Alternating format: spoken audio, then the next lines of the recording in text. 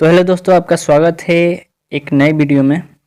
और इस वीडियो में हम आज एक्सप्लेन करेंगे बिहार बोर्ड की 4th क्लास की हिंदी सब्जेक्ट के बारे में, जो कि कोपल है और उसका 10वां चैप्टर जो कि लास्ट चैप्टर है, तीन बुद्धिमान, जो कि तीन मित्रों की कहानी है।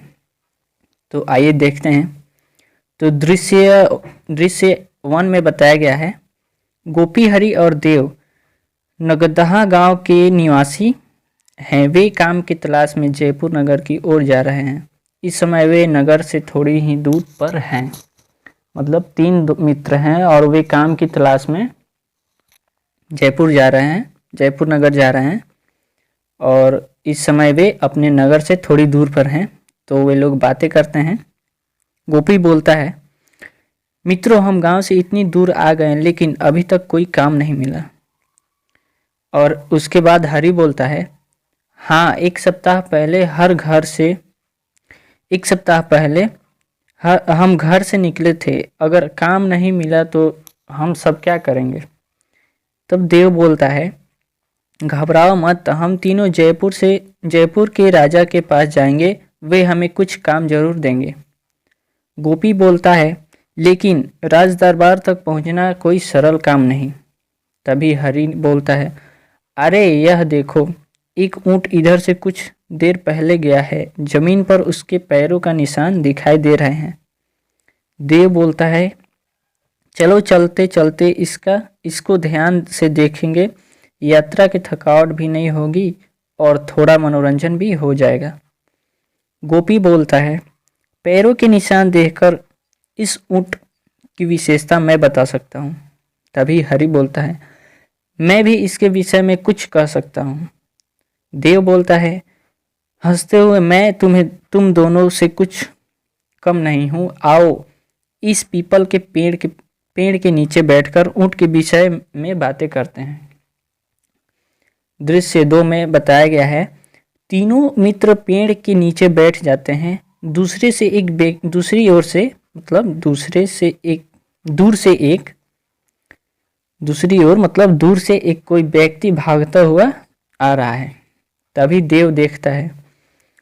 देव बोलता है, उधर देखो, एक आदमी हमारी ओर आ रहा है। लगता है उसकी कोई मूल्यवान वस्तु खो गई है जिसे वह ढूंढ रहा है। तब गोपी बोलता है, उठकर व्यक्ति को देखते हुए, यह एक धनी व्यापारी है। इसने रेशम के वस्त्र पहन रखे हैं। बेचारा बहुत चिंतित है। तभी व्यापारी बोलता है हाँफते हुए, नमस्कार सज्जनों, मेरा एक ऊंट खो गया है। क्या आपने उसे कहीं देखा है।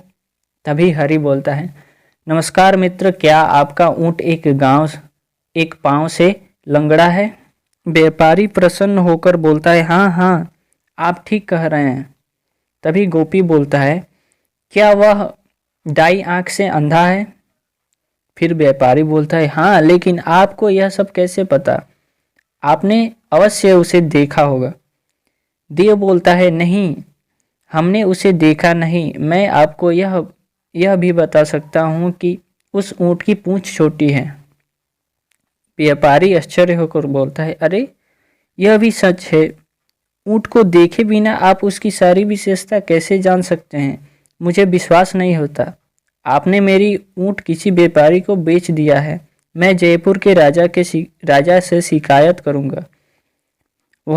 वही इस समस्या का हल निकालेंगे। आप मेरे साथ चलिए। हरि बोलता है, हम निर्दोष हैं, इसलिए हमें कोई चिंता नहीं है। चलिए, हमें राजमहल तक ले चलिए। दृश्य 3 में बताया गया है, व्यापारी के संग तीनों मित्र राज दरबार में पहुंचते हैं। राजा सिंहासन पर बैठे हैं। व्यापारी और तीनों मित्र राजा को प्रणाम करते हैं। तभी सिपाही बोलता है, महाराज, यह व्यापारी कहता है कि इस तीनों यात्रियों ने रास्ते में उसका ऊंट चुरा लिया, लेकिन ये तीनों मित्र कहते हैं कि उन्होंने ऊंट को देखा तक नहीं। उसके पैरों के निशान देखकर ही उसके विषय में जानकारी प्राप्त की है। राजा मुस्कुराए और मुस्कुराते हुए बोले, यह तो बहुत रोचक घटना है। ऊँट को देखे बिना उसकी विशेषताएं कैसे ज्ञात कर सकती हैं। तभी हरि बोलता है, प्रणाम करते हुए बोलता है, महाराज, मैं आपको समझता हूँ। जब मैंने ऊँट के पैरों के निशान देखे तो मुझे मिट्टी में केवल 3 पैरों के निशान दिखाई दिए। इस पर मैंने यह निश्चय किया कि ऊँट एक पैर से लंगड़ा है। तभी राजा ताली बजाते हुए बोलते हैं, वाह, तुम बहुत बुद्धिमान हो। गोपी की ओर देखते हुए, अब तुम बताओ कि तुमने क्या देखा।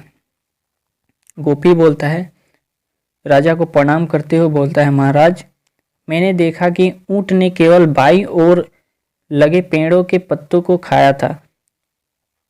उसने दाईं ओर लगे पत्तों को छुआ तक नहीं। अतः मैं इस निष्कर्ष पर पहुंचता हूं कि वह ऊँट दाईं आंख से अंधा है।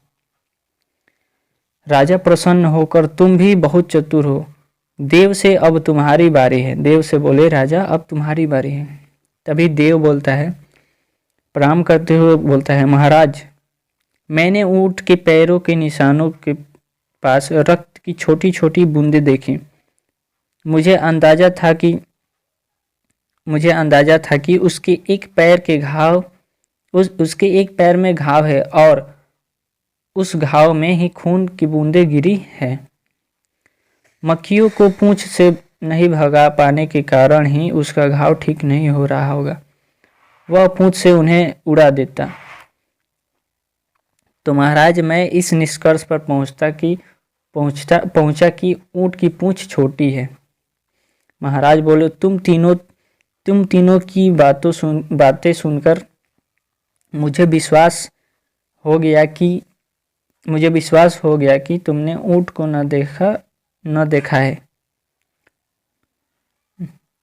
न तो देखा है न चुराया है। तुम बहुत बुद्धिमान हो। अतः मैं तुम तीनों को अपने दरबार में मंत्री पद पर नियुक्त करता हूँ। तीनों मित्र प्रशंसा पूर्वक महाराज को प्रणाम करते हुए बोलता है, महाराज की जय हो।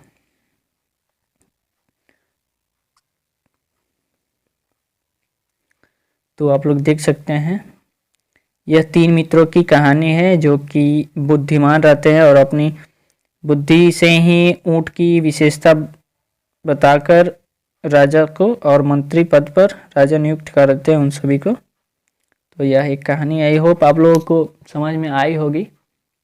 तो मिलते हैं नेक्स्ट वीडियो में।